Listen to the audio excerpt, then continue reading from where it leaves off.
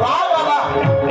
देवाने रथातून खाली उडी मारली आणि रथाचं मोडकंच हातामध्ये धरलं आणि आता या म्हाताऱ्याला ठेवत नाही असं करून गेलं. भीष्मा, अरे आता तुला ठेवत नाही म्हणून समोर निघाले. भीष्माचार्याने आपलं धनुष्यबाण टाकून दिलं. तेव्हा याच क्षणाची वाट पाहत होते.